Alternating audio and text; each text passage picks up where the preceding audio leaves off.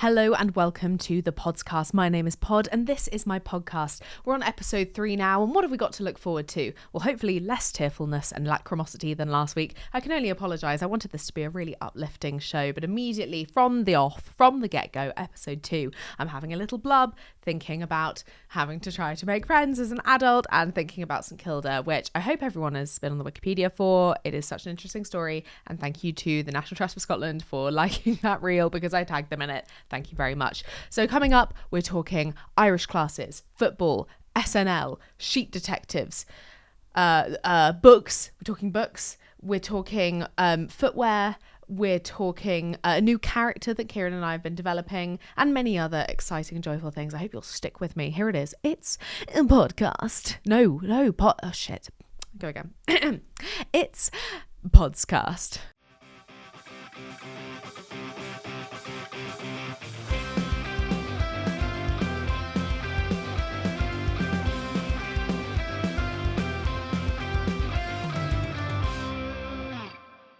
All right, we'll go chronologically, shall we? So I recorded the last episode on Wednesday. I had the plan that I was going to do it on either a Monday or a Tuesday consistently. And then on week 2, we go to Blackpool and I miscalculated what day I would be back. I thought we'd be back in the morning and then I could do it in the afternoon. No, we got home late at night. So that delayed it, and then I had a scrap with Spotify for creators. It did not want to upload my video, so I ended up having a good old natter with some poor old guy who was on the other end of the helpline trying to figure out what was going on, and him being like, oh, can you try and download another browser and do it on the browser? And I was like, I don't have any storage. I have an Apple device, so there's never any storage. So that was a no. In the end, I had to do it on private browser, which made me feel vaguely pervy. So it did go up, but later than I wanted. So we're catching up on this week. We'll begin on Wednesday, therefore, where I said I was going back to Irish class, which I did. So the first week I'd been there, originally there were 3 of us there and 3 more people joined over the course of the lesson. This week, those 3 people that joined, I don't know where they were. It was just the 3 of us. So you'd have thought it would have been a quiet lesson. Wrong. It was the Celtic Hearts game. I don't know much about football. I tend not to pay too much attention to what's going on in the world of football because, in all honesty, it kind of scares me. Sectarianism is not something I'm used to as an English person, and I find it quite baffling. And I feel like I've been depicting Scotland in a not necessarily great light when I talk about it, just because I find it so alien as a concept, because no one asks what denomination you are in England. No one really knows the difference between Protestantism and Catholicism. I didn't say that very well. And Catholicism, unless you're actively involved in it from an outside perspective. You're not really paying a lot of attention to transubstantiation. I'm trying to say a lot of words that end in shun right now, and that's not working for me too well. And so jokes about like where you keep your toaster and things like that falls on deaf ears with English people. I've only learned it by following more and more Irish creators over the years.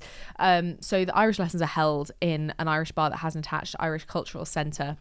Last week we were in the Irish Cultural Centre bit, which I don't know why we weren't there this week. I can only assume it was pre-booked for other purposes, but there was the big final match of the season going on. And for all my English listeners that haven't been following, it's been very exciting, because you may be aware there's a bit of a duopoly in the world of Scottish football, where it seems to be constantly either a Rangers or Celtic win. Apart from the Cup last year, which was a St Mirren win, go St Mirren, I was there at Hampden Park watching it, and it was all very exciting, and I felt very involved in the sport, and I understand why boys like it so much, because it feels very theatrical. And in that respect, it amazes me that more boys aren't on board with musical theatre. You know, they say things like, oh, it's not realistic to just burst into song. No one does that in real life. Boys love to say that, by the way. And boys love to say that as though no one else has ever said it, and it's an original thought they've had. I hate musical theatre because it's just people bursting into song spontaneously. No one does that in real life. Yeah, they do. The football. You guys are bursting into song all the time, and you all know the words, and it's just spontaneous. It comes out of nowhere. You're all in the same rhythm, having no conductor to cue you in. There's no vamp. There's no intro. There's no starting note that you get given. No one's there with like a cowbell trying to get a D for you to get the right note. It's all very spontaneous. And that to me it's camp. It's musical theatre and it's camp. Either way, this last season has been very exciting because Hearts, which they're based in Edinburgh, the heart of Midlothian, I hope I'm getting all this right. I'm going to catch so much flack if I don't. They have had the possibility of winning the league. They've been on a real winning streak. And at the last minute, that possibility was snatched away from them by Celtic in this final match. And so I was in the bar watching that, and I was pretty much the only person there that wasn't wearing a Celtic shirt. And the first goal to be scored in that match was by Hearts. And the mood in that bar was dour after that. Celtic eventually, they clawed it back from the jaws of defeat and won the entire thing. But I was on tenterhooks for the whole thing. And my hearing is really piss poor. So I was on the struggle bus trying to hear. We were sat at a table, essentially restaurant style at a table, with the teacher's great big board, his sort of paper flip board next to us, and he kept having to periodically get up and write something else on the board.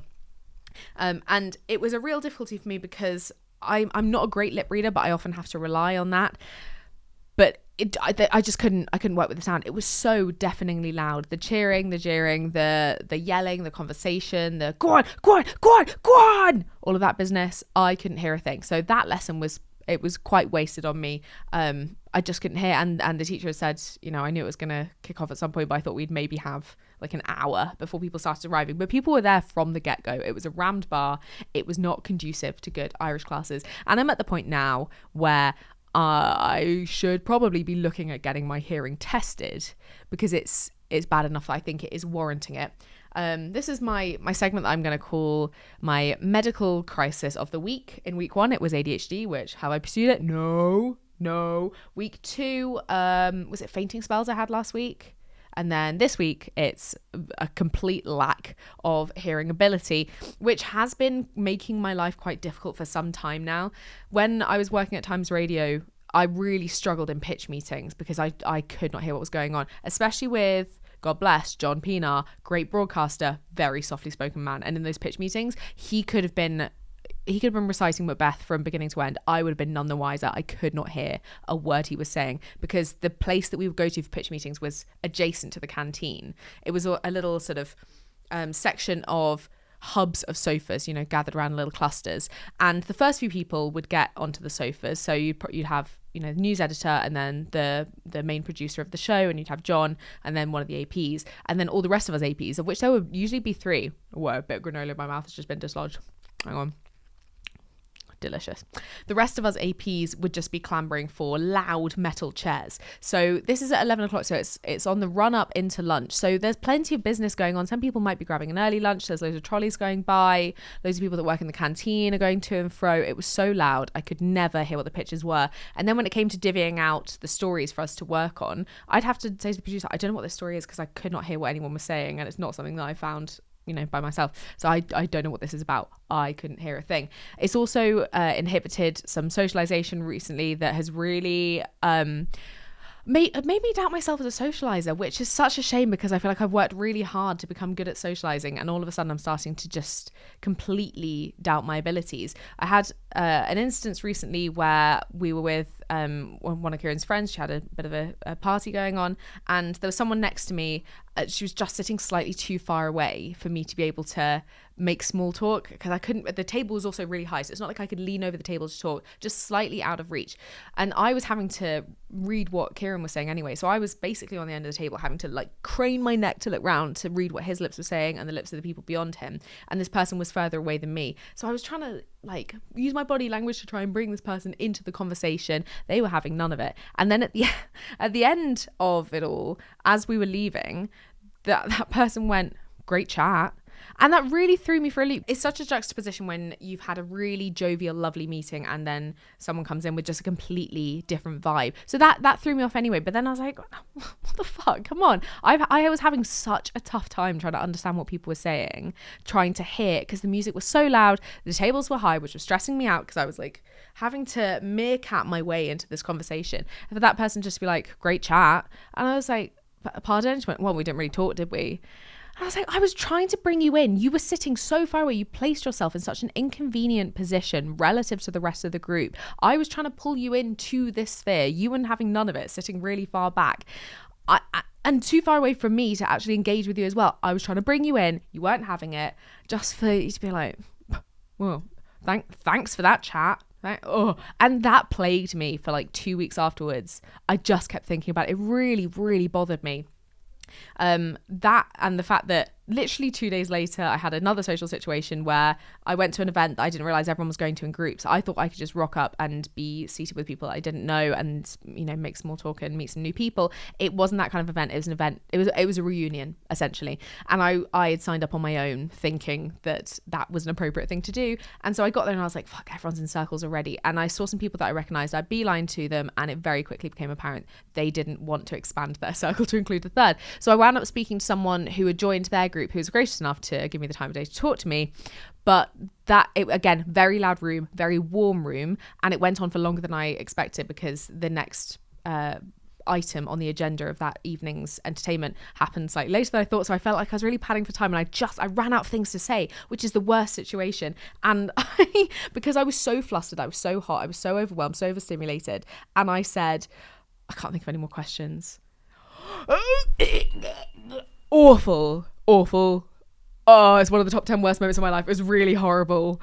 I ran out of things to say, but I said that. You're not supposed to do that. It would have been better to just exist in the silence and pretend the silence wasn't happening than to actually address the fact I ran out of comments. Oh, bless. And then this other person was going like, oh, it's okay. You're fine. And I was like, I kind of want you to ask me a question to help me out now. I feel like I'm really panicking. I need a crutch.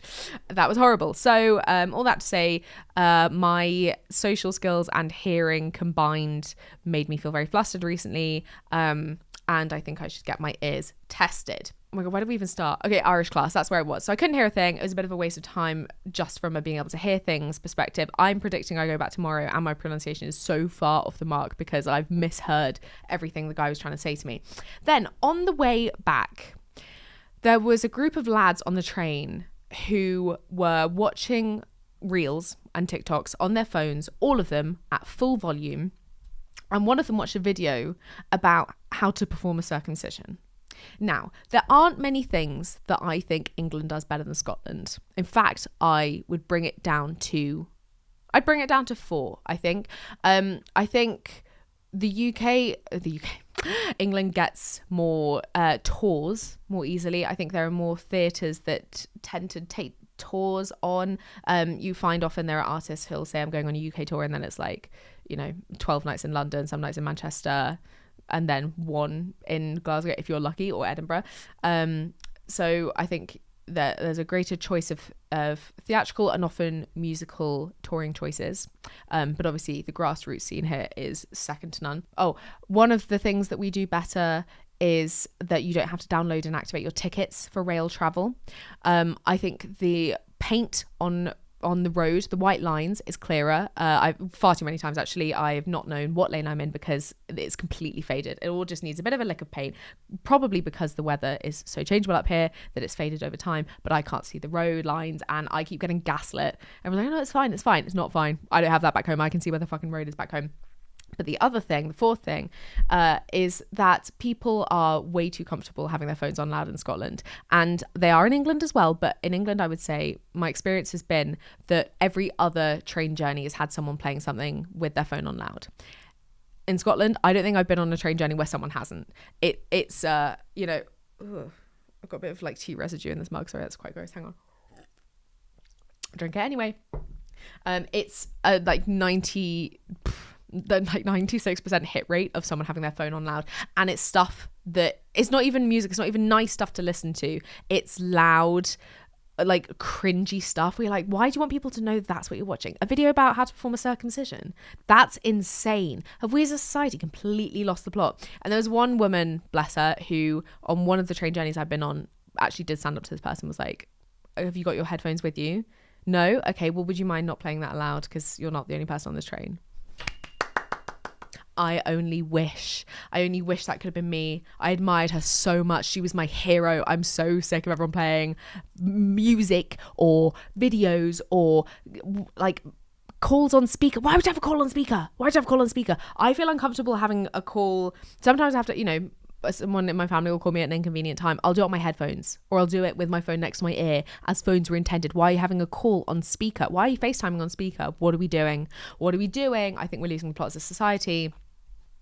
And I'm aware that this is now certainly a crime in England, Wales. Don't know if it's been made a crime here. I would like to see it enforced, in all honesty. I'm not for penal justice most of the time. I think there are other ways of rendering justice and keeping the peace and rehabilitating lost souls. What do I mean? Not lost souls. That sounds like they're dead. Delinquency. We'll go there. But I do think that there should be heavier punishment for anyone that does that, because there genuinely isn't an excuse to have your phone on loud. Even if I think it's actually acceptable to have your phone on with the noise on if it's quiet and you're holding it up to your ear. I don't actually have a problem with that. I think that's fine. Having it on loud, I think, is so insane, and we need to start ostracizing people because of it. I think pointing and booing. Bring back pointing and booing. Bring back medieval punishment techniques. Bring back, hear ye, this person's a git because their phone's on loud. I think that's what we should bring back. And the stocks. The stocks would be good. Stocks would be good for people that have their phones on loud on transport. That would be excellent. Just have a supply of Rotten Tomatoes at all times for anyone who on purpose doesn't bring their fucking headphones because they think it's not a problem, because it doesn't affect me, doesn't bother me, therefore it's fine. It's this kind of self-centered attitude that I think is truly the detriment of humanity. And it is getting worse. It's definitely getting worse. I fully expect next time I go on English Rail for people to be as bad as they are up here now. And, you know, I'm no fan. Let me tell you, by the way, I'm a fan of ScotRail. I'm a massive ScotRail fan, by the way. I love ScotRail. I'm someone who has been stung too many times by East Midlands Rail. If you're listening, East Midlands Rail, I say this wholeheartedly, and I don't like to use this word, but I fully, with every cell in my body, mean this. I hate you. I hate you. I hate you, East Midlands Rail. There's no one worse on this planet than East Midlands Rail. East Midlands Rail.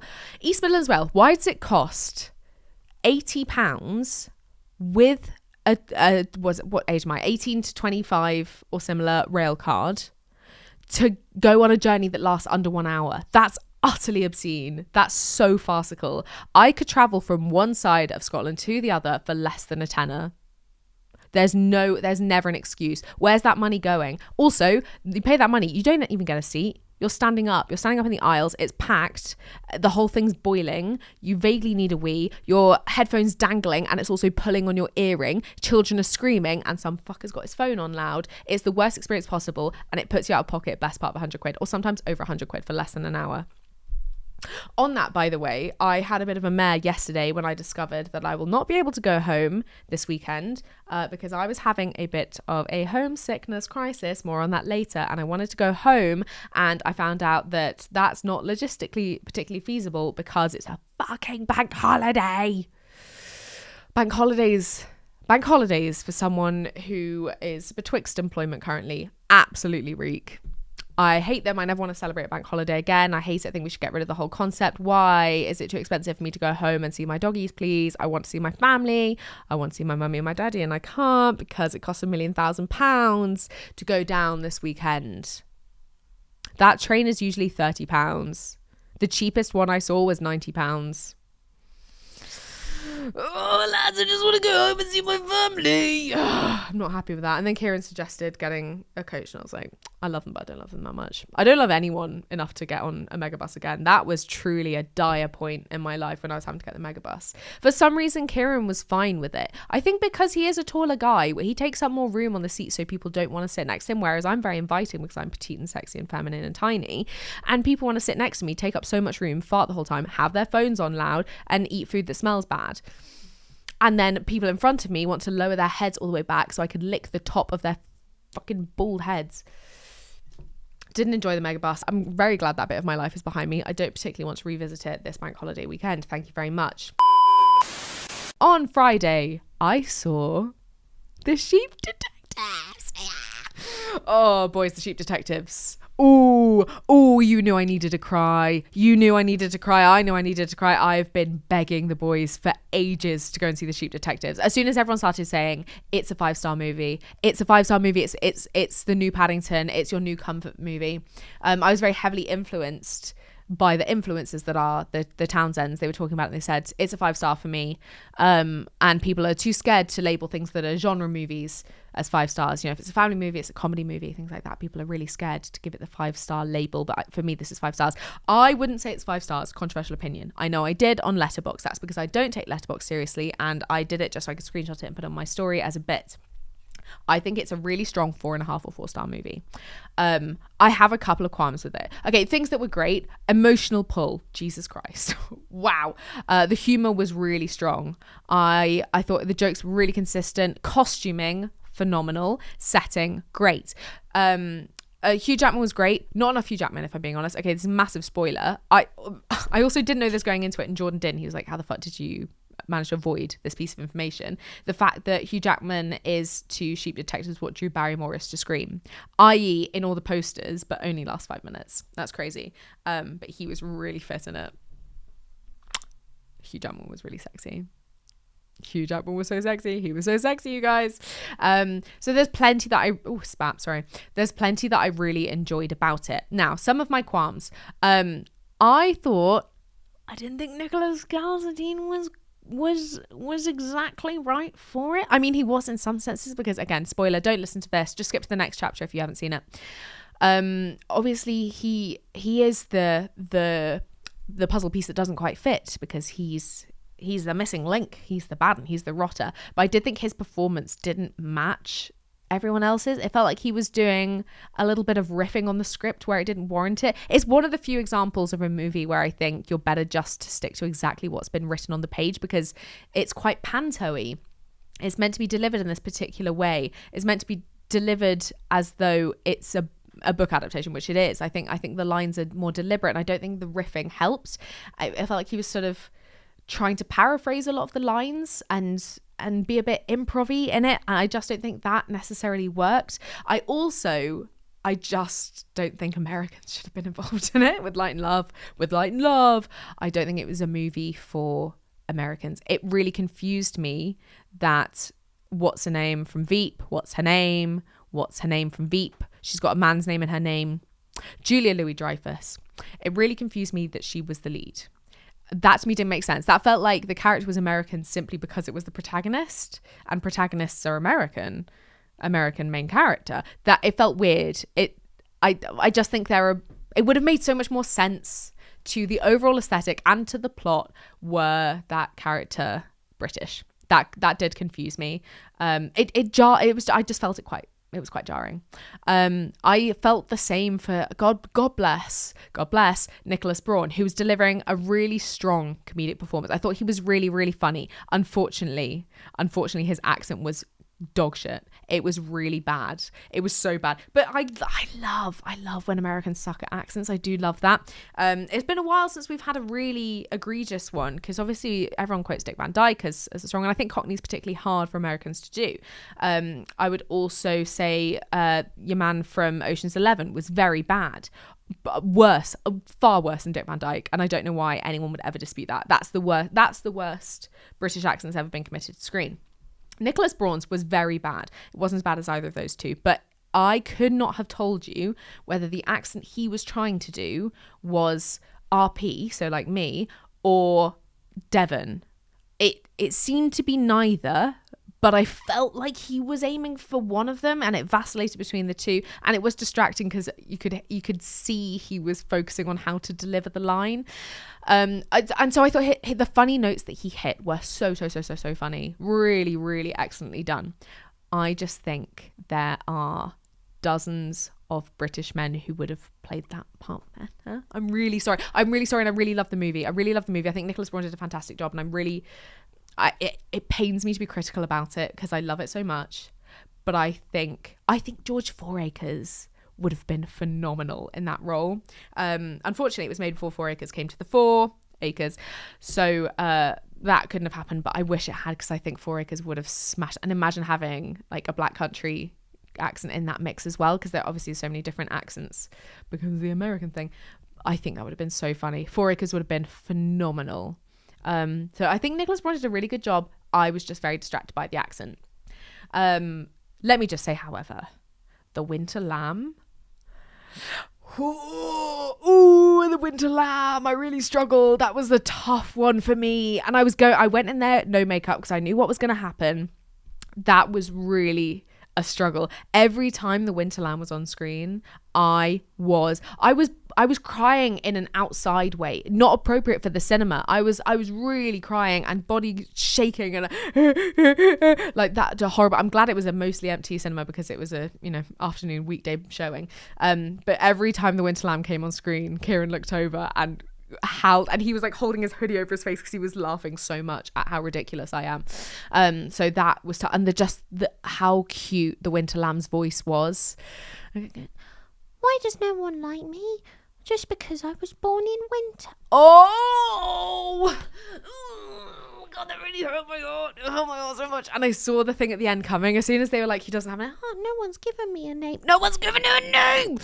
And I knew exactly what name he was going to get. I saw it coming from a mile off. And I was just like, oh, fuck, I'm going to cry so hard when they tell him his name's George. I'm going to...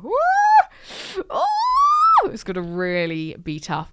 One last thing I'll make a criticism of was the big twist reveal. Now, this to my mind is the opposite end of the spectrum to Legally Blonde, where the big reveal of who the criminal is reliant on this very accurately described piece of hair maintenance trivia. This is a very inaccurate piece of hair trivia in that what the fuck are we talking about here? So the character, again, I'm so sorry if this is a big spoiler for anyone. I really hope you've zipped along not to hear this. The character who is revealed to be the bad one is revealed to be thus because Hugh Jackman had blue dye on his hands from dealing with this medicine, and he grabbed the back of this person's head, which was blonde, and the yellow hair dye mixed with the blue food dye to create green. So he had green on his hands, and the connection was that this person with the yellow hair dye had green on their blue pillowcases. So there's a consistent green staining. Now, this to me, I'm fairly certain the book was written by a woman. That to me read as written by a man, because only a man to my mind would go, yes, a blonde person who's pretending to be blonde. That means yellow hair dye. No, it doesn't. Not with the level of blonde that Nicholas Galzatine was rocking, or how, I don't know how to pronounce his name, really sorry. That was bleach. Not only was that bleach, that man's using, he's not using toner, but he's got highlights and lowlights. It's not all the same color. It's really varied and textured, very just different. There's so many different colors in it. It's just something that blatantly was not created by dye. And they're like, when you have cheap dye and it goes a bit when it rains. Not particularly, no, especially not with the one that Nicholas Galzatine's got on his head. So that to me felt like a real hole in that storyline. I think if you're gonna rely on this reveal about yellow dye, I think it should look like yellow dye. I think he should have had hair that looked like grown-up Hamlet in Hamlet. When he's on stage playing Hamlet and his hair is like plastered yellow. I think it should be closer to that. It should have been actually pasta in colour. So that to me felt like a bit of a foible of the plot. So when they did the reveal, I went, what the fuck? No, it didn't. Shut up. What? Huh? What? Shout out, while I'm thinking about it, also to Emma Thompson, who obviously absolutely showed everyone up. No, well, that sounds negative. I mean, she did show everyone up with just how excellent she is. You just can't compete with perfection. I think she might be the greatest performer in the world. I think she might be one of the best people who's ever lived. I just think she's the best, and she's on my top 3 heroes list, which obviously, as we all know, is Phoebe Waller-Bridge, Claudia Winkleman, Emma Thompson. And so when I meet her, I can die happy. I've got nothing else to live for. I've completed everything. That's bucket list done. Oh, everyone, while we're on entertainment, Rivals is back! It's back! Oh, I'm so excited. I'm really trying to pace myself, because if I rush through it, I'm just going to be sitting on an itchy bum for the rest of the week going, oh God, when's it coming back? Because they're releasing the episodes in a staggered effect, which is whatever. It's as everyone going back on the whole streaming format, everyone's got sick of it now because they realize people can't discuss each episode online and build momentum and get people on board. So it's nice that we've circled back to the original television format of releasing it over the course of a few weeks. Either way, I am so relieved to see colour in television. It's been so long since the last time anything colourful was on our screens. Oh, it feels so good. It feels so nostalgic. My eyes feel so excited by all the materials and the tones, the vibrancy, all the silhouettes. Oh, the costumes are so beautiful. They're so rich for storytelling, particularly Val, who is Danny Dyer's wife in this. I want to say Lisa McGillis is her name. Her outfits are so tacky and just lovely and tacky and horrible, and you wouldn't want to be caught dead in them, but that's brilliant. That's what you want. Perfect for that character. Even down to like her wearing stilettos to go to the polo, and she's sinking in, she's having to hop about to try and stay up. Masterful storytelling. It's so good. It's so funny. It's so quick. There's nudity within the first 10 minutes, including, ladies and gentlemen, by Bobby Lockwood. Ooh, do we remember Bobby Lockwood? Do we remember that man? Who remembers Wolf Blood? Oh, the TV show that influenced us all so heavily when we were children. The starting point of the career of Sam Fender when he weirdly took on that role and wore a really shit wig. Oh, what a TV show. It was so good. Oh, Louisa Conley Burnham was so good in that, wasn't she?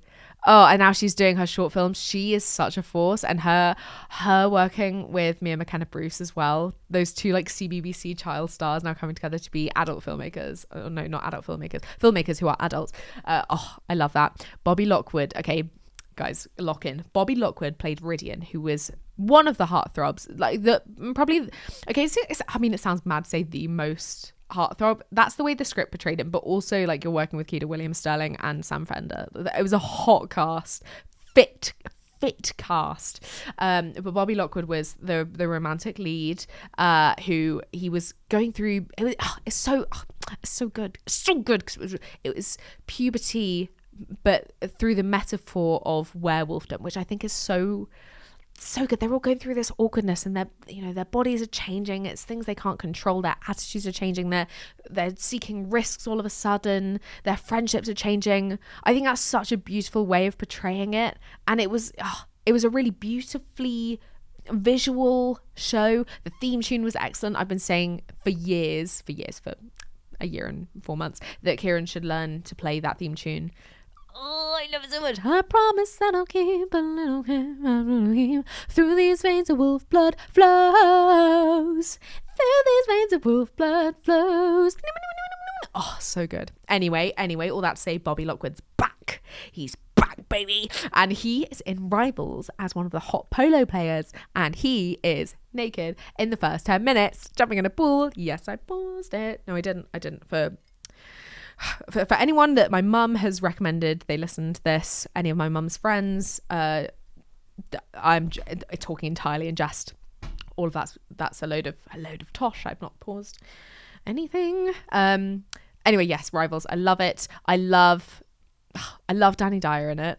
I love all of them in it. This is such a nothing thing to say because all I'm saying is positives. But Danny Dyer, I'm so glad that he's having his moment in the limelight. I'm so glad that Pinter pushed so much for people to recognise him for the talent that he is. He's such a talent. He's such a charismatic screen presence, such a convincing romantic lead, such a sex icon. He's really sexy. It's when he and Catherine Parkinson are at the bar and their little fingertips are touching and they're just holding fingers. Oh, I love them so much.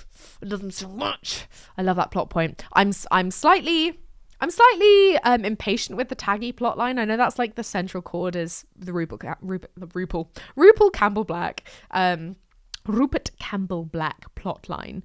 But I really want that to hurry along because I'm so impatient with these drawn out will they won't they's when obviously the answer is they will, and I love an age gap storyline. I keep telling Kieran he's 28, he's an absolute baby. I feel like the cradle robber here. Let's up the age. No, I don't say any of that really. It's all in jest. Also on TV, let's do one more entertainment thing and then we'll move on. It's the end of SNL series 1. Oh, I am so pleased and unjustly proud for the comedians of my country. I'm just so proud. They had so many detractors. I mean, I would consider myself among the detractors to begin with. I was really worried about it because I can't stand American SNL. This is such an American bashing episode. I'm really sorry. I can't bear it at all. There's only one sketch that has ever made me laugh on American SNL, aside from Lonely Island, which I sort of think is a bit of a separate thing. And that's the sketch with Emma Stone, where she's playing the woman in a gay porno who gets cheated on. That's really funny. And she's inventing this whole background. Everyone else is like, yeah, here's your lunch token. They've got catering outside. That's funny. But I've never found any other American SNL sketch funny. I find them really difficult to watch. My cringe tolerance is really high, but I can't watch American SNL. So the odds were stacked against them, but I love how much they have separated themselves from the American SNL. I was even worried when they had Tina Fey on the first episode. I went, oh God, is this going to be just lip service? No, I think where they found their real strengths is in surrealism and being a generation that was raised by things like the Mighty Boosh and Vic and Bob. Vic and Bob. Reeves and Mortimer is what I was looking for. And Mel and Sue and Green Wing and Smack the Pony. This silliness. Miranda Hart. You know, that whole late 90s, early noughties era of silliness in comedy. This is the generation that was raised by it. I think slightly older, they keep pitching themselves as Gen Z, which really pisses me off. I'm like, I hate generational comedy so much. I really hate generational comedy. That's my one big quibble with SNL UK, is quite how much they've referenced being Gen Z. Like, I know, not because that makes it sound like I'm bitter because they're all my age. No, I'm not bitter. It's not like I want to be on SNL. I just really don't like any comedy around generations and being like, oh gosh, you young people, aren't you crazy with your cancel culture and your everyone having pronoun. Like, oh God, it's so tired and it's so done. I feel like it very rarely applies to anyone outside of the most cosmopolitan areas. I feel like it's always representative of a stereotype that maybe exists, maybe doesn't, in like, I don't know, London, Manchester, and outside of that you're like, I don't know what you're talking about. When they're talking about show a little nip, huff a little glue, I don't know anyone that applies to. I don't know what sphere they're in. Maybe this is what people are getting up to in Soho. I have no idea. It feels like punching down every time, even when it's the Gen Z people doing it. I even don't like the current internet, the current Instagram trend of showing your marketing technique if you're marketing towards millennials versus if you're the communications officer for Gen Z, and it's like Gen Z's reductive, it's like 2 words long, saying I don't know, gorgy vibes for real or whatever. You're like, oh God, is this who we are? It feels no matter how up to date it is, it always to me feels super past it as well. It feels like it's last year. No matter, it could be the most up-to-date thing, it just always feels like we're flogging a dead horse. I hate it. I remember when they did the Visco girls. Do you remember when that was a real thing at the beginning of the pandemic, of girls who were, I would say, between the ages of like 15 and 19. So I was within that bracket, but it definitely didn't apply to me, of wearing the oversized shirts as a dress and having a puka shell necklace and having a hydro flask and using Visco, the photo editing app. And that was a stereotype. And I was like, oh, this is so boring to me. This is so dull. I hate it. I really hate generalized generational observations. It annoyed me because in the Amy Lou Wood episode, they had 2 sketches that were about being Gen Z. One of them was when they did the famous 5, but Gen Z. There was one gag in that did get me, which was when they were on a rowing boat and poor old Fouracres is going like, is anyone going to help me paddle? And then Hamed Anamashon pulls out his paddle and goes, I love paddle. That was a funny bit. The rest of it, when it's just about like how everyone who's Gen Z vapes, I was like, oh fuck's sake. The same thing with their Doctor Who sketch in that episode, where it's like, oh my God, gross, because that's what Gen Z sound like all the time. It's like, I'm going to go back in the TARDIS and watch reels and have a vape. Sure. I just don't like generational comedy. But where they've been excellent has been in the silliness, when it's weird and off-putting and strange and unexpected and larger than life. I think that's the crucial thing, is being larger than life, because obviously with the Gen Z stuff, they're trying to be true to life, and I think that's where they're losing me. Larger than life is great. What was it called? Great Big Crab Man. That's easily one of the top 10 sketches they've done, where they're redoing Traitors, and there's a bit of like, you know, topical comedy in the fact that there's a woman who's just getting rid of all the people of color, but having the great big crab man, oh, so funny. Just cutting over to 4 Acres and he's going in his horrible big suit. That was magic. Most things 4 Acres has done have been out of this world. 4 Acres, 45 Seconds, both iterations have been hilarious. What kind of Irish in your granddad? I need to slow down with my speaking. What kind of Irish is your granddad? Went triple platinum in our household. I was quoting that all day, every day. So funny. Especially when he goes, which one of you gobshites threw a packet of frubes at my window?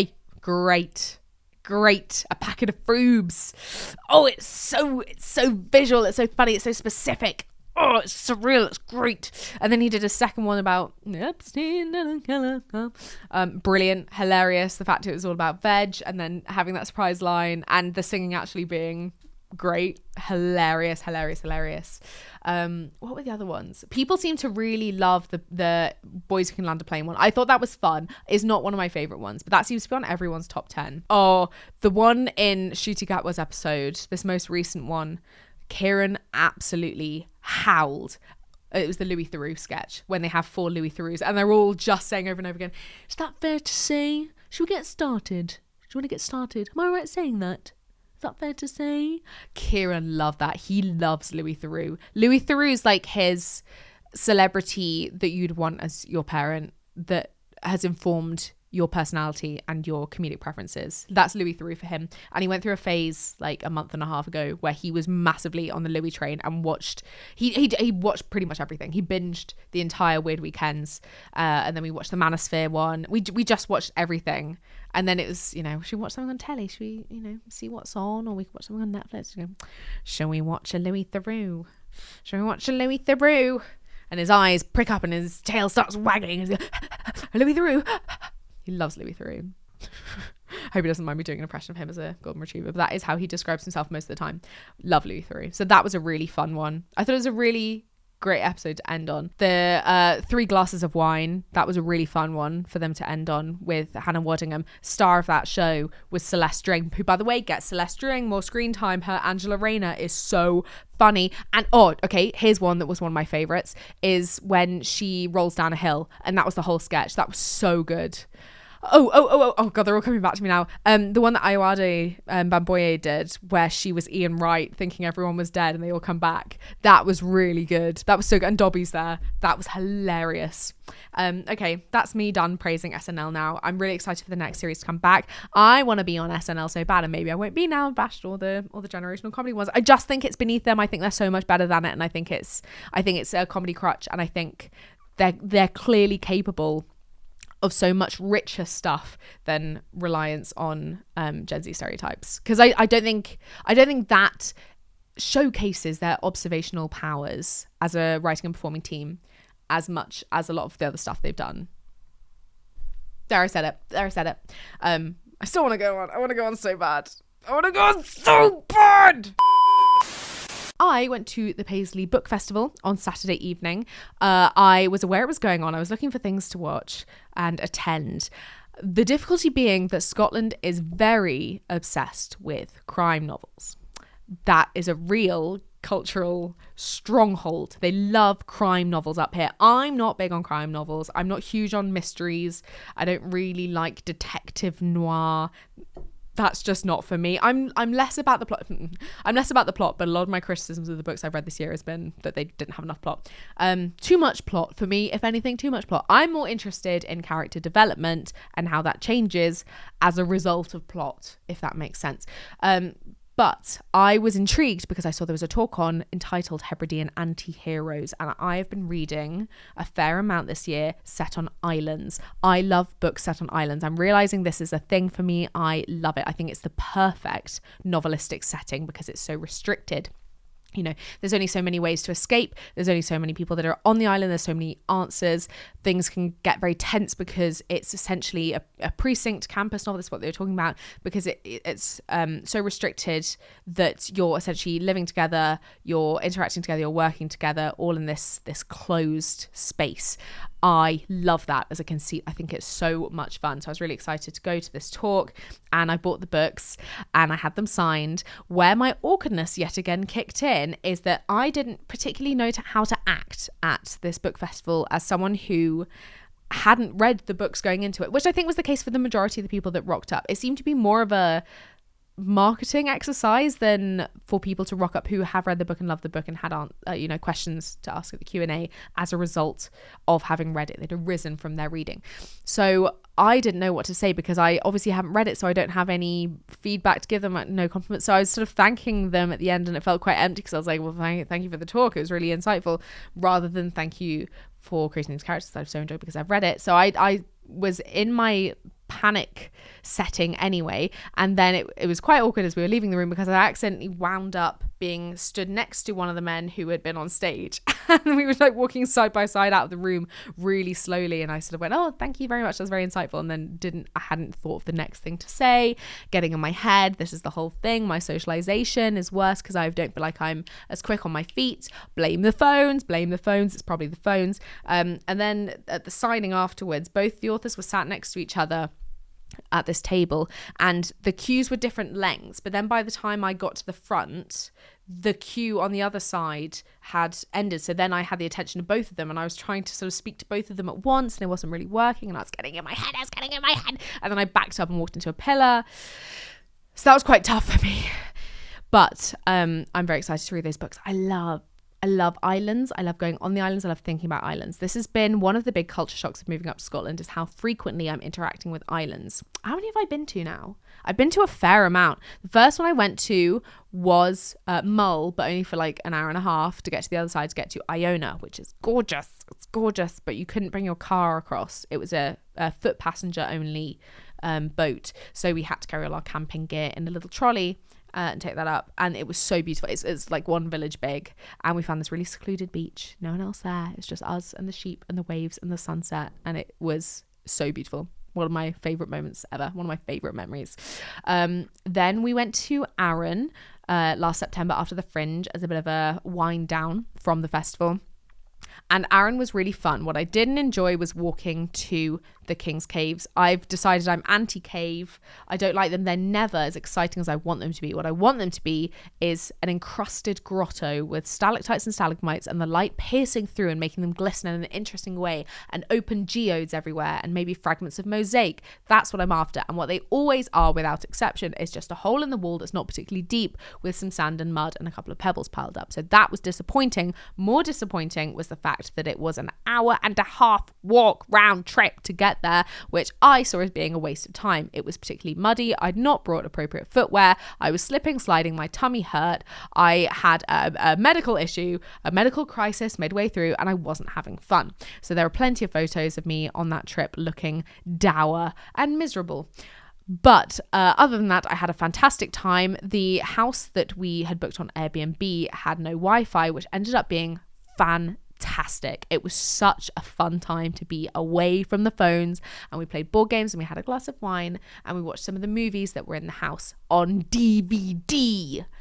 Do you remember DVDs? We did spook ourselves out though, because I had recently been shown a clip from 28 weeks later, whatever the second one is, with your man from Trainspotting, where the zombies start running over the hill and then they attack the house and they're trying to barricade the inside of the house. And because I'd seen that recently, when it started to get dark and we were sat in the conservatory overlooking a hill that looked not dissimilar to the hill in that movie, I convinced myself that zombie people were going to run over, and I got a bit spooked and we had to move inside away from the windows because I started to panic.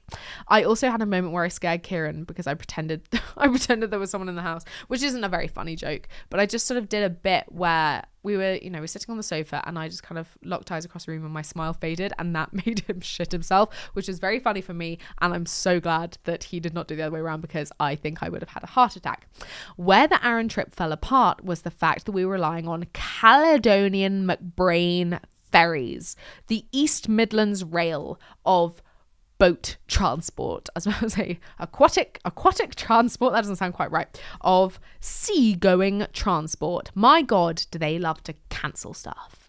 They cancel stuff left, right, and centre, willy-nilly. And so we ended up stranded on the island, and we couldn't find anywhere to stay because everything had been booked up, because people had been allowed to arrive, but not enough people had been allowed to leave. So all the Airbnbs, they'd fulfilled their bookings. So we had to go from B&B to B&B all over the island until we found one. And they didn't even compensate us properly. Caledonian McBrain. Boo to Caledonian McBrain. That was Aaron. The next island I went on to... Oh my God, when was the next island I went on to? Well, I was due to go to Lewis. That didn't happen. So we went to Skye, and that was lovely. Skye, genuinely one of my favourite holidays ever. And it was like 2 days long. And in the UK, it was so good. It's so beautiful. And so often when you tell people you went to Skye, they go, oh, I went to Skye, and it absolutely chucked it down. It hosed it, cats and dogs, and we couldn't do anything because the sea har came in. We had the most perfect weather. I got burnt. Yeah, exactly. In the Hebrides. We packed in so much in those days. We went in a sauna, we went in the fairy pools. It was so cold. And, we had lovely seafood. We had our mussels and our langoustine and all the rest of it. It was so tasty. The Airbnb we had was beautiful. We went to this, all the pretty coffee spots. And we went to the distillery, Talisker Distillery. Oh, it was an absolute dream. And then more recently, we went to Cumbria, as I spoke about in episode 1, where my bum hurt because I did my first ever spin class day before. And it's a big thing on Cumbria in the town of Millport to hire a bike and cycle all the way around, which you can do in practically no time at all. It's a really small island. But that just really hurt my ass. And that's my lingering memory of that. So I will be reading those books set on islands, and I'll feed back to you. I've also just finished one that is called Muckle Flugga, which is the name of a real island. I thought that was made up. That is in the Shetland archipelago, and it's the northernmost bit, and it just has the lighthouse on, which I think now is automated, but in the time that it's set, it was man powered. And I really enjoyed the prose. I think the prose is the strongest element of that book, and I loved the set pieces of describing these sort of geographical features. I think that was really beautiful. I wouldn't say it was the most propulsive plot. It felt a little bit static. I really don't like to criticize new books. It makes me feel sick. What if I meet this person in real life? I just didn't feel that there was a huge amount of plot, but it is very beautiful. And I think that is the selling point of it, is the overall beauty of the artistry rather than of the narrative prowess. Yeah, that hurt me to say bad thing. I don't like to criticize new stuff because everyone's just trying to put themselves out there creatively. Woe betide anyone that tries to criticize me for my creative pursuits. I don't want to hear it. I'm deaf to it all. I don't want to know about things I can improve in my podcast because it's just me in this room and then me in the editing suite, by which I mean living room. And I'm trying my hardest, and this is just a project for me to get better at podcasting and editing, etc. You know all this already. Okay, Sunday I put great outfit, bad boots. I decided to have a Sex and the City day on Sunday, by which I mean dressing in a lovely way, being an independent lady, going and doing some looking around at nice clothes, having a little delicious meal by myself, and being in a beautiful place and beautiful city that essentially is a stand-in for New York, which we all know that's true because they use it as a set all the time for New York. So I put on my outfit, which coincidentally was the same outfit that I recorded the last episode in, because what is it a crime to be an outfit repeater? It was a great outfit. A different jacket though, actually. One of my other purple jackets that I've wound up with. Thank you, Grandma. But I made the mistake of wearing high heel boots. Now, I recently saw that clip that the lady whose name is Verona posted, where she said things that I just think are glam, and I thought were glam as a kid that I do now, or something like that. And one of them was wearing heels casually, and I agree. I think that is super glam. I've been so lazy. I wore my Crocs to the club recently. That's a low point on the footwear front. So I've been making an effort to wear heels more regularly because I think that is just a simple glam thing to do. Where the difficulty lies is the fact that a lot of the pavements, not just in Scotland, around the world, pavements in general are wanting, I find. And the one in particular that really caused me to stumble was in Shawlands, which is a very beautiful area. So I came in Shawlands via Queen's Park station, And for whatever reason, just outside the station, it is the crustiest bit of pavement. It was so difficult to walk on. It was so uneven, full of potholes. It was on the skew. My feet were agonizing. And then I walked up the side of the park and it sort of evens out there, but I felt like I was really stomping up there. It was not a glamorous way to move. So that was a setback from the get-go of my day of glamour. So I rock up to this vintage and retro fashion market, which I'd seen advertised on Instagram, which was smaller than I'd anticipated. I'd allowed myself like an hour and a half to mooch around this market, and it was in fact 4 stalls, but 4 lovely stalls. And what I got was this watch. It's been so long since I've had a watch. I've not known what time it's been for like a year. It's lime green, which I'm getting used to. I keep thinking it sort of looks Apple Watchy, which I don't like, but when I wear green, it looks great. Unfortunately, it is quite a statement with other colors, but that's by the by. I think it's fun. I think lime green's fun. I think it's fun, and I think lime green suits me as a color. So I got that, and I also got a little leather blazer. I got a leather blazer from this lovely lady. I was under the impression that she was like a fashion curator and had found all these pieces, you know, sourced all this secondhand material to put up in her stall. What I then discovered was that there is all her own clobber that she's trying to get rid of. Fair dues. And I didn't discover that until I was buying it. She went, yes, I've had many a great night out in this. And I was like, I'll take care of you. Like I'm adopting a puppy from her. Don't worry, I'll give it a good home. I'll make sure it has a good life. So maybe that's a new project for me, is to give that blazer a good life. Let's take it to some nice, fun events. Give it a good story. I then mooched around for a bit. I went into lots of the charity shops. It's a good area for that in the Shorelands. I would love to live in the Shorelands. That seems to be where people my age are to begin with. But it's so beautiful that it's the classic, beautiful Glaswegian tenement architecture that I can't get enough of. I love the big bay windows. They're so stunning.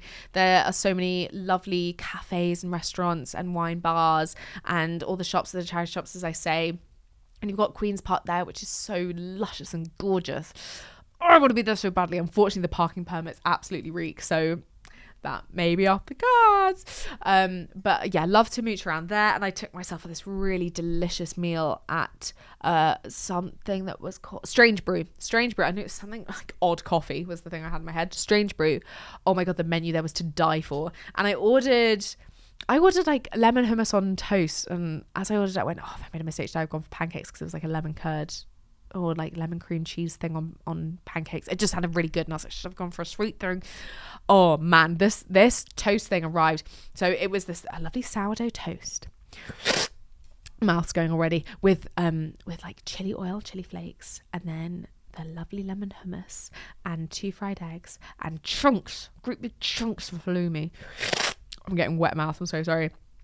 And then pomegranate seeds. Oh, it was so good. And then my tummy hurt because I was so full, and I nearly got defeated by this, and I was like, that's so pathetic to not be able to eat essentially egg on toast. It's so pathetic to not finish it. So I pushed myself to finish it, and then my tummy felt so heavy, and I was doing deep breaths and having to order another chai latte, which by the way is just milk with a little bit of powder in it. Excuse to drink milk in public. And I could see they were trying to close up, and I was making eye contact with this waiter being like, please just give me 2 minutes. I need to have like a micro siesta to just digest this for a second before I move. Also to rest my feet because my feet fucking hurt. And then I ended my day of glamour by walking to Queen's Park, and I sat down and I read a bit of Dawn French's autobiography, which is my current book, which is all fun and games. She's such a funny woman. I keep talking, this is a good thing. The downside, that's the format of everything I've said so far. The downside of this book is that sometimes there are emotional beats to it that I'm not prepared for because I'm feeling emotionally vulnerable, and then I wind up crying in public. This has happened a handful of times now. Thank you, Dawn French. Dawn French is also on my list of like, she raised me. She's very special to me, very important to me.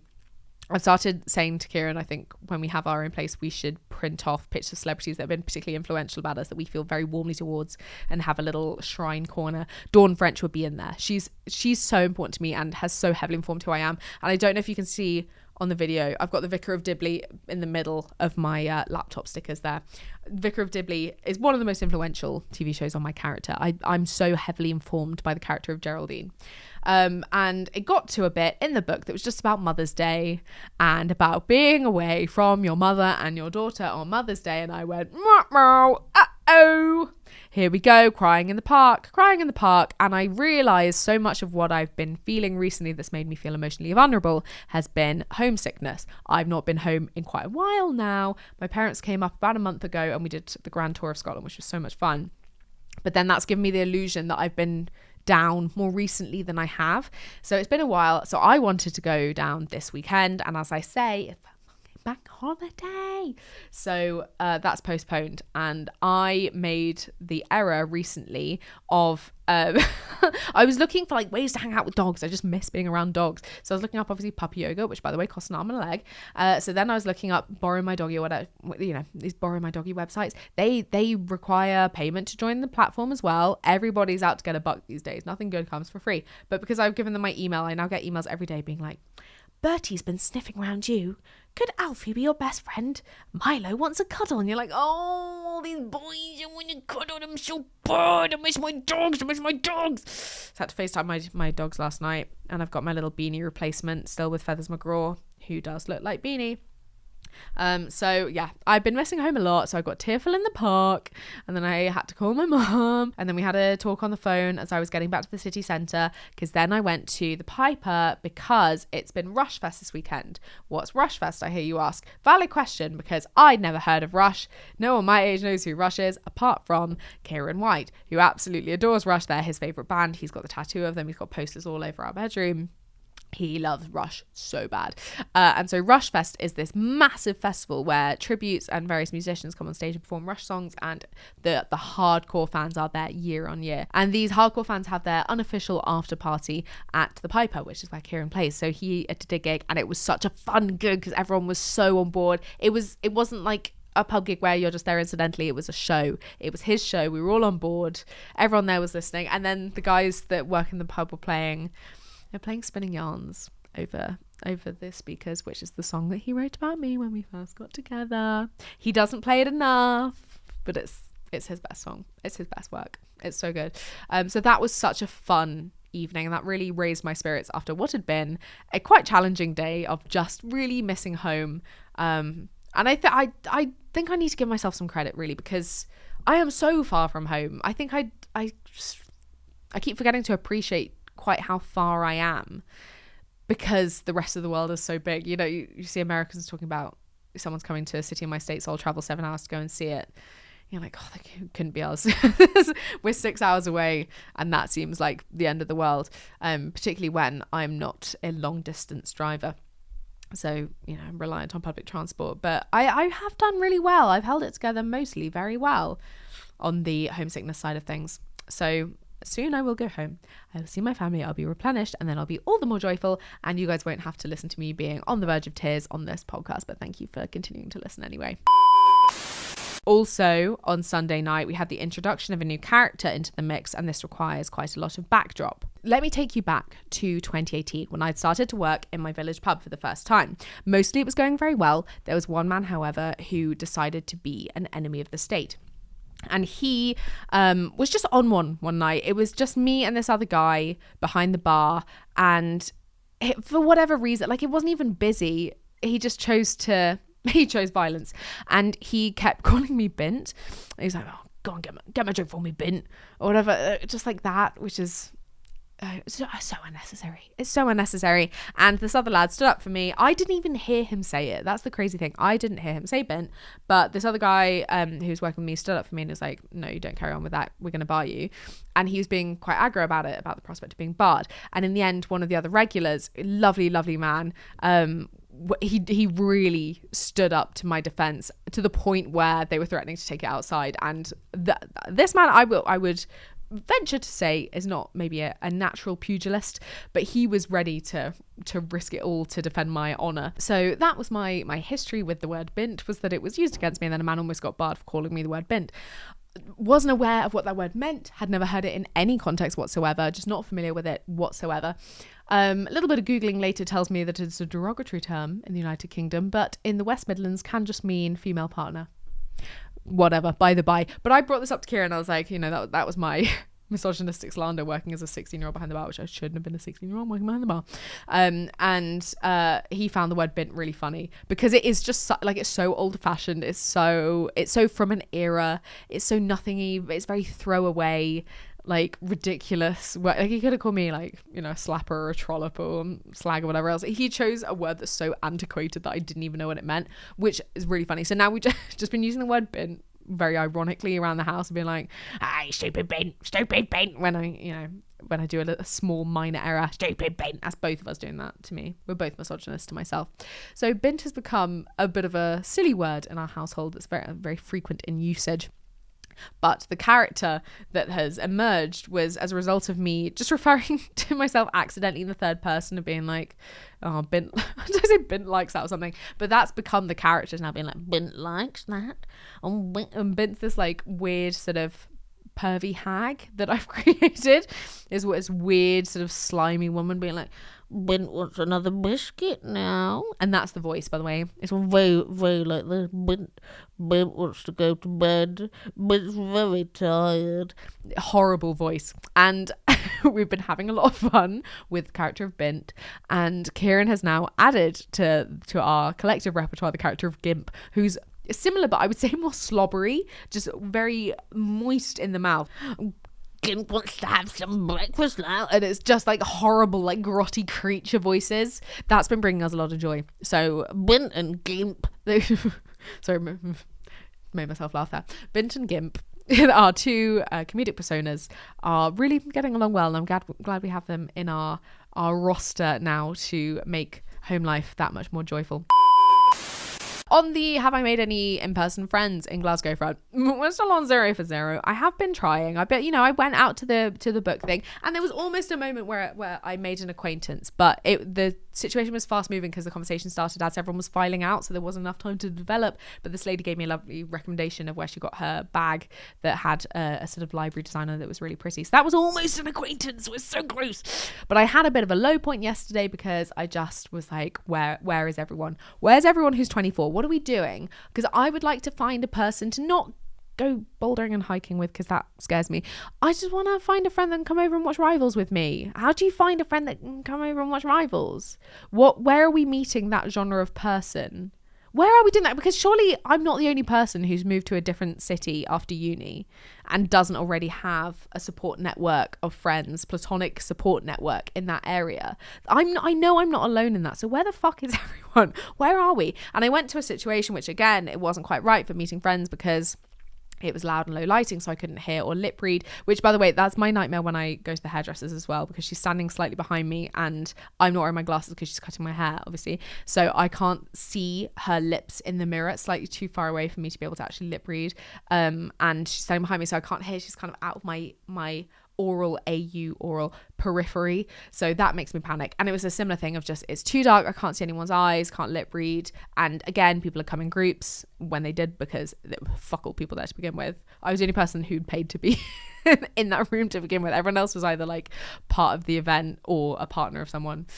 So that was a struggle. And I got back to my car. I left early because I was like, there's no point me staying on here. That it's just not going to work. I'm just going to continue to stand in the corner with my orange and lemonade in my phone and be sad. So I left early and I was walking up the hill back to my car, and I started to get out of breath. And I was like, I don't think I'm out of breath because of the hill. I think I'm out of breath because I'm going to have a cry. And I did. I got in my car and I had a cry, blah, blah, blah, again. I'm so sick of crying. And then I had a real low point where I was Googling, where are all the 24-year-olds? Where do all the 24-year-olds hang out? How to make a 24-year-old friend? And then I Googled, is there Tinder for friends? Which at that point you think, oh, where have we progressed to as a society when I can't find any friends? This sucks. This reeks. Is there a Tinder for friends? If there is a Tinder for friends, let me know. I'm in the market for a friend. I would like to make a friend. So apparently, on Bumble there's a setting you can use, but I was like, I'm not going to download that until I've told Kieran what I'm doing, so I don't want him to look over my shoulder one day and be like, why have you got Bumble on your phone? Because I'm trying to make a friend. I just want someone to come over and watch Rivals with me. So this is my this is my application. Do you like Rivals? Do you like laughing? Do you like comedy characters based on a misogynistic incident that happened to me as a 16-year-old? Hi there, I'm Poddy Wilson, and I'm in the market for a new friend. If you're interested, please reply to my DMs, because I probably DM'd you first because I'm desperate for a friend. I'm desperate for a friend. Or otherwise, just comment below or send me an email. Looking forward to being your best friend. I love you. Bye. Yeah. In other news, my radio show had its second outing. I'm having a lot of fun with this radio show. I've made it difficult for myself with the format that I've chosen because my format is to base the first hour around what's going on in the world. So I've been on like Foresight and National Day to find out what events are going on culturally around the world, because I don't really want to do one based on like, you know, peace negotiations or visiting foreign secretary or whatever else. So for instance, I did a song about the Chelsea Flower show, and I did a song about sumo wrestling. So that's been what I've been doing. That takes a lot of thinking to try and figure out what songs I'm going to do connected to world events. So silly. The one I did for the sumo wrestling, I was like, let's have a suitably combative song, and I chose Fight for This Love by Cheryl Cole. I also had a bit of a microphone problem, so the gain was down really low, and it was on max on the thing, so I was really struggling to hear myself. So you'd have a really loud song, you know, you'd have Chelsea, Chelsea, I believe. That was Chelsea Dagger by the Fratellis. Thank you so much for listening to Loman Radio. It was really quiet at the beginning and then came in, but not loud enough overall. So room for improvement, but we live and we learn. So please do continue to tune in 10 till 12 for the mid-morning show with Charlotte Wilson on Lomond Radio. And thank you for everyone that listened so far. That was really special for everyone to text in being like, oh, I'm listening, you know, we're playing Jolene. Oh, perils of online discourse. Do I even want to get into that? Essentially, I've just been getting quite sad the longer I look at phones. So I've been using my Forest app more and more, which is so stupid. It's an app I paid for years ago, by the way, to not use my phone. But it works because it just locks me out of all the apps for however long I've set it to. And if I break that and go on my phone, go on the apps, then it kills the tree that's growing. So I just have an ugly tree in my forest, and no one wants that. So it is quite effective. But the problem that I'm facing with my phone, first of all, is that I don't see any of my fucking friends on the app. What I can see is people arguing about the same 3 topics over and over again. And those topics are AI, Botox, and GLP-1s. And I pretty much exclusively see that now. And the thing is that they're always people who have the exact same opinion as me and the same grievances. The main grievance being that sort of choice feminism it's become the default argument. So when you can't just say like, I think the rise of Ozempic use is bad, because someone else is going to say, well, actually, I was morbidly obese and it's helped me out no end. I've gained my confidence back, blah, blah, blah. And you're like, that's great for you. That's kind of not what I'm talking about right now. What I'm talking about is the fact that every celebrity is stick thin and you can see all of their internal organs.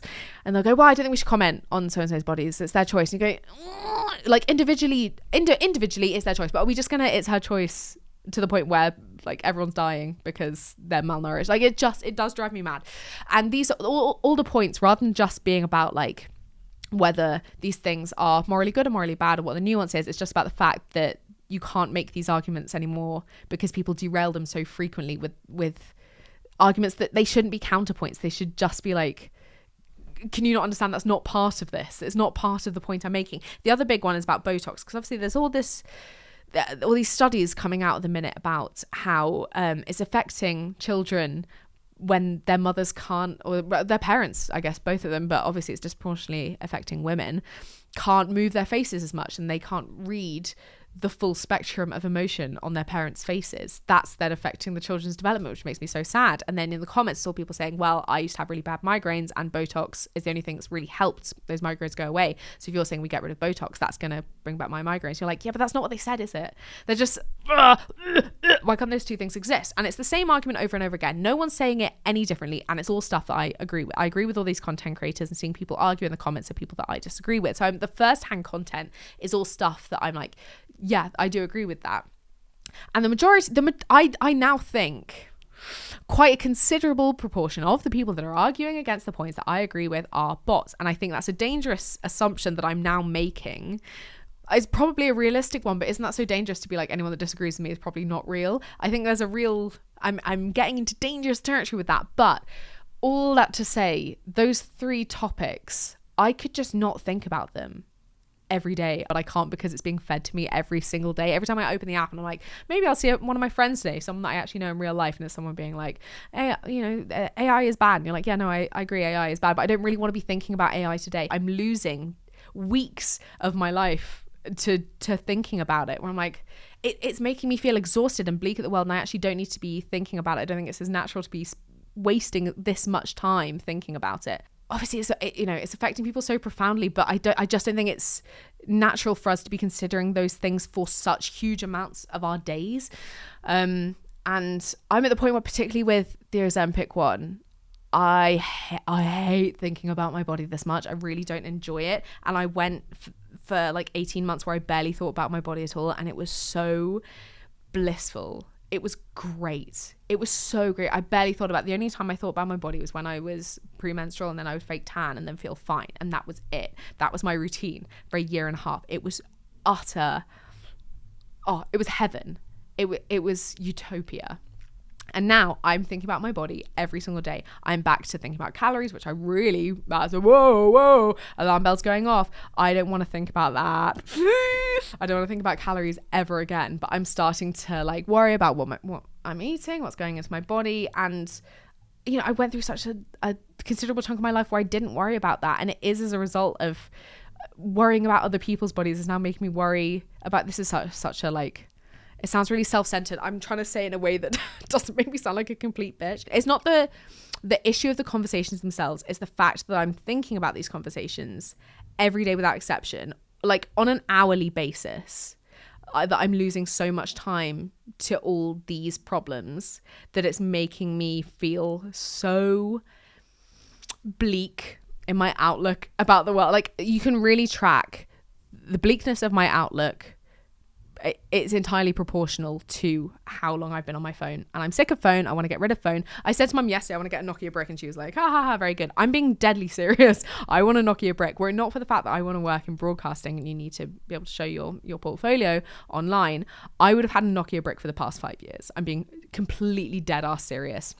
I think there's a real misconception that, here we go, generalization about generations.